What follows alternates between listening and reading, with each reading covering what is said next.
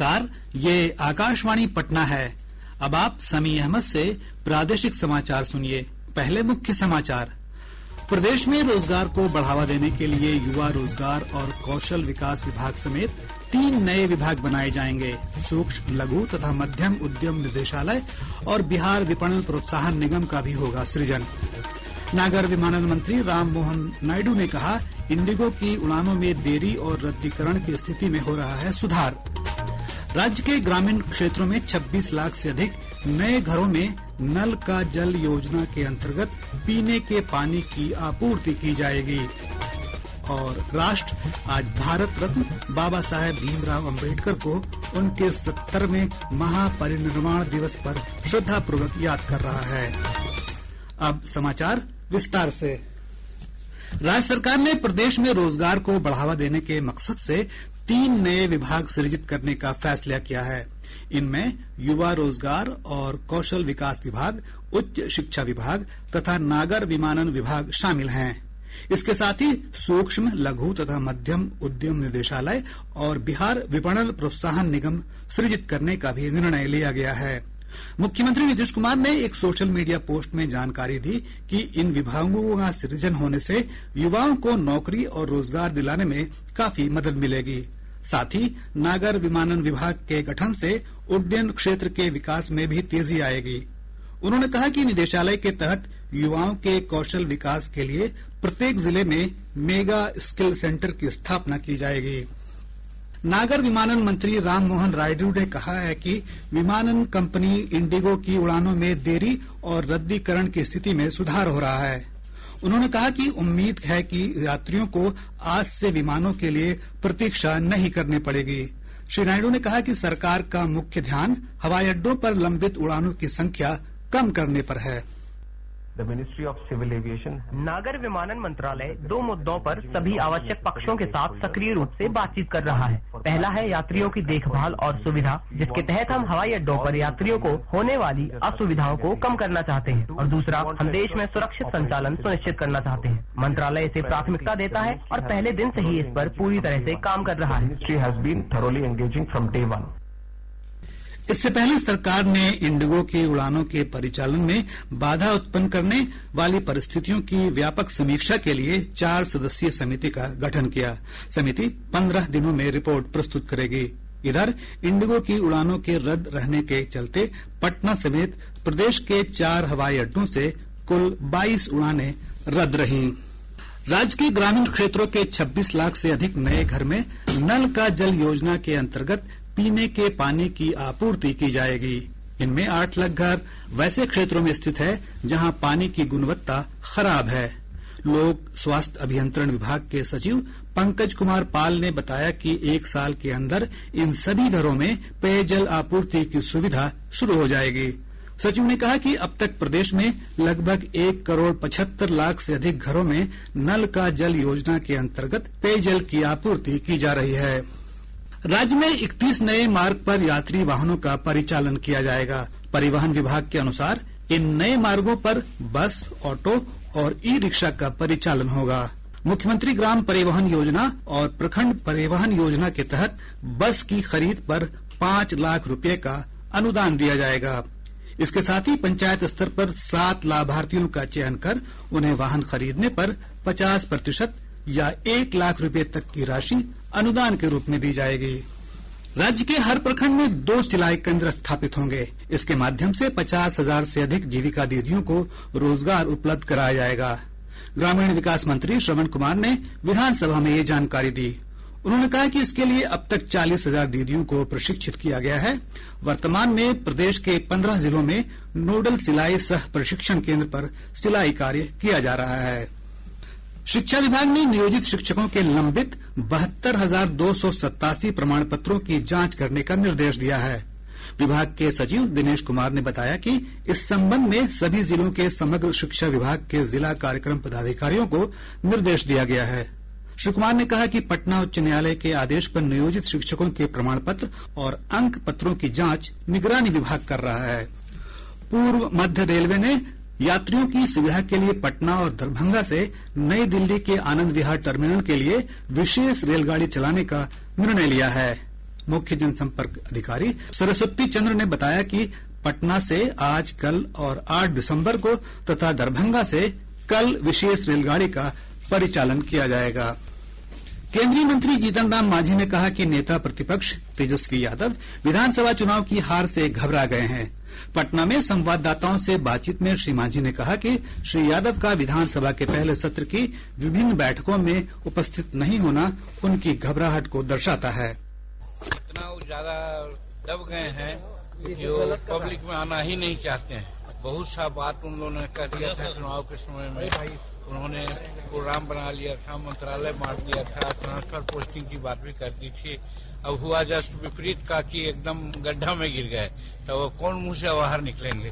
थोड़ा दिन कंसोलिडेट करेंगे अपने को, उसके बाद निकलेंगे। प्रादेशिक समाचार आप आकाशवाणी पटना से सुन रहे हैं।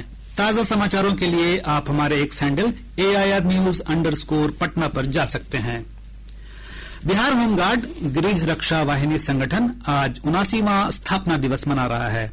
इस अवसर पर राज्यपाल आरिफ मोहम्मद खां, मुख्यमंत्री नीतीश कुमार और उप मुख्यमंत्री सह गृह मंत्री सम्राट चौधरी ने अपनी शुभकामनाएं दी हैं। राज्यपाल ने अपने संदेश में कहा है कि बिहार की रक्षा वाहिनी पुलिस बल और स्थानीय प्रशासन के सहयोग से एक दक्ष बल के समान समाज और राष्ट्र की सेवा कर रही है। मुख्यमंत्री ने अपने संदेश में कहा है कि गृह रक्षकों का प्रशिक्षण सेना के प्रशिक्षकों की देखरेख में हो रहा है, जिससे प्रशिक्षण की गुणवत्ता में सुधार हुआ है। इधर गृह रक्षा वाहिनी संगठन के महानिरीक्षक एम सुनील कुमार नायक ने बताया कि इस अवसर पर पटना के बिहटा स्थित आनंदपुर शिविर में मुख्य कार्यक्रम आयोजित किया जाएगा। राष्ट्र आज संविधान निर्माता बाबा साहेब डॉक्टर भीमराव अंबेडकर को उनकी 70वीं पुण्यतिथि पर श्रद्धापूर्वक याद कर रहा है। यह दिन महापरिनिर्वाण दिवस के रूप में मनाया जाता है। डॉक्टर अंबेडकर भारतीय संविधान के मुख्य निर्माता थे। उन्होंने अपना जीवन समानता की वकालत करने और जाति आधारित भेदभाव को मिटाने के लिए समर्पित कर दिया। बाबा साहेब को 1990 में भारत रत्न से सम्मानित किया गया था। इस अवसर पर देश भर में कई कार्यक्रम आयोजित किए जा रहे हैं। एक रिपोर्ट।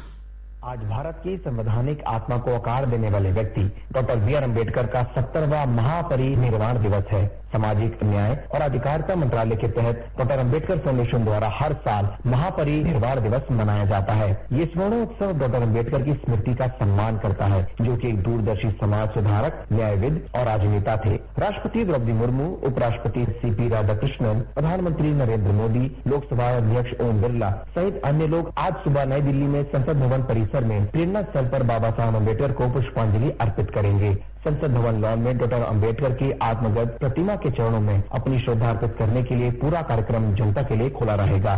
सामाजिक न्याय, समानता और लोकतंत्र पर डॉक्टर अम्बेडकर के विचार आज भी पीढ़ियों और वर्तमान सरकार को प्रेरित करते हैं। शिवांग मिश्रा, आकाशवाणी समाचार, दिल्ली। इधर इस उपलक्ष्य में प्रदेश में भी कई कार्यक्रमों का आयोजन किया जा रहा है। राजकीय समारोह पटना उच्च न्यायालय के पास स्थित डॉक्टर भीमराव अंबेडकर की प्रतिमा स्थल पर आयोजित किया जाएगा। इस कार्यक्रम में मुख्यमंत्री नीतीश कुमार बाबा साहेब अंबेडकर की प्रतिमा पर माल्यार्पण करेंगे। वहीं बोधगया के महाबोधि मंदिर में भी आज विशेष प्रार्थना का आयोजन किया जाएगा। प्रदेश के न्यूनतम तापमान में पछुआ हवा के प्रभाव से गिरावट का सिलसिला जारी है। मौसम विभाग के अनुसार पिछले 24 घंटों के दौरान विभिन्न स्थानों पर न्यूनतम तापमान में 1 से 3 डिग्री सेल्सियस तक की गिरावट दर्ज की गई है। इस अवधि में 7.3 डिग्री सेल्सियस न्यूनतम तापमान के साथ औरंगाबाद राज्य का सबसे ठंडा स्थान रहा। सबसे कम न्यूनतम दृश्यता 400 मीटर पूर्णिया में दर्ज की गई। मौसम पूर्वानुमान में कहा गया है कि अगले 3 से 4 दिनों तक न्यूनतम तापमान में किसी विशेष परिवर्तन की संभावना नहीं है। वहीं अगले 2 दिन के दौरान 1 या 2 स्थान पर सुबह के समय हल्के से मध्यम स्तर का कोहरा छाये रहने के आसार हैं। केंद्र सरकार ने पिछले महीने 21 नवंबर को नई श्रम संहिताएं लागू की हैं। इन संहिताओं से देश के श्रमिकों की आजीविका में स्थिरता आएगी। हमारे संवाददाता ने बताया कि नए सुधार देश के सूक्ष्म, लघु और मध्यम उद्योग क्षेत्र को लाभ प्रदान कर रहे हैं। नए श्रम सुधारों के तहत सूक्ष्म, लघु और मध्यम उद्यमों MSME को अब और अधिक आसान अनुपालन प्रणाली का लाभ मिल रहा है। ये सुधार यह पक्का करते हैं कि किसी भी कर्मचारी को न्यूनतम वेतन से कम वेतन ना मिले और अधिक समय तक का वेतन नियमित दर से कम 2 गुना दिया जाए। यह कानून सामाजिक सुरक्षा कवरेज का भी विस्तार करते हैं, जिससे छोटे उद्यमों के कर्मचारियों को बीमा, मातृत्व लाभ, पेंशन और अन्य कल्याण योजना का लाभ मिल सके। नए श्रम सुधार बेहतर कर्मचारी कल्याण लाते हैं, जो भारत के आर्थिक विकास को आगे बढ़ाने में एमएसएमई क्षेत्र की भूमिका को सहायता देता है। समर्थ और रोहन के साथ सकलैन अख्तर, आकाशवाणी समाचार, दिल्ली। मुंगेर जिले में आपकी पूंजी आपका अधिकार जागरूकता अभियान का आयोजन किया गया। वित्त मंत्रालय के वित्तीय सेवा विभाग की ओर से बिना दावे वाले पैसों के त्वरित और सुगम निपटान के उद्देश्य से इस अभियान की शुरुआत की गई। कार्यक्रम में गयाजी जोन सहित विभिन्न जिलों के सेंट्रल बैंक ऑफ इंडिया के 41 शाखा प्रबंधक शामिल हुए। गोपालगंज जिले के हरखुआ स्थित विष्णु शुगर मिल और सिरवलिया शुगर मिल में इस मौसम की गन्ने की पेराई शुरू हो गई है। शुगर मिल के महाप्रबंधक पीएस पाणीकर ने बताया कि इस वर्ष 50 लाख क्विंटल गन्ने की पेराई का लक्ष्य रखा गया है। मधुबनी जिले के अपर सत्र न्यायालय ने हत्या के दोषी नरेश यादव को आजीवन कारावास और 10,000 रूपये जुर्माने की सजा सुनाई है। अब पटना से प्रकाशित प्रमुख समाचार पत्रों की सुर्खियां। आज के सभी समाचार पत्रों ने रूस के राष्ट्रपति पुतिन की भारत यात्रा को प्रमुखता से प्रकाशित किया है। हिन्दुस्तान लिखता है, भारत और रूस चुनौतियों के लिए तैयार, दोनों देशों में 15 समझौतों पर हस्ताक्षर। दैनिक जागरण ने इसी खबर का शीर्षक दिया है, मजबूत भागीदार बने भारत और रूस, जीरो टॉलरेंस नीति पर चलने का मोदी और पुतिन ने किया आह्वान। दैनिक भास्कर की बड़ी खबर है, पटना में इंडिगो की 25 फ्लाइट रद्द, दिल्ली का किराया 40,000, मुंबई का 90,000 हुआ। प्रभात खबर लिखता है, वर्ल्ड बुक ऑफ रिकॉर्ड्स ने नीतीश कुमार को 10वीं बार सीएम बनने पर दी बधाई। आज अखबार की सुर्खी है, विधानमंडल का शीतकालीन सत्र अनिश्चितकाल के लिए स्थगित। और अब अंत में मुख्य समाचार एक बार फिर। प्रदेश में रोजगार को बढ़ावा देने के लिए युवा रोजगार और कौशल विकास विभाग समेत 3 नए विभाग बनाए गए। सूक्ष्म लघु तथा मध्यम उद्यम निदेशालय और बिहार विपणन प्रोत्साहन निगम का भी होगा सृजन। नागर विमानन मंत्री राममोहन नायडू ने कहा, इंडिगो की उड़ानों में देरी और रद्दीकरण की स्थिति में हो रहा है सुधार। राज्य के ग्रामीण क्षेत्रों के 26 लाख से अधिक नए घरों में नल का जल योजना के अंतर्गत पीने के पानी की आपूर्ति की जाएगी। और राष्ट्र आज भारत रत्न बाबा साहेब भीमराव अंबेडकर को उनके 70वें महापरिनिर्वाण दिवस पर श्रद्धापूर्वक याद कर रहा है। इसके साथ ही आकाशवाणी पटना से प्रसारित प्रादेशिक समाचार का ये अंक समाप्त हुआ। आकाशवाणी पटना से अगला समाचार बुलेटिन दोपहर 2 बजे प्रसारित किया जाएगा। नमस्कार।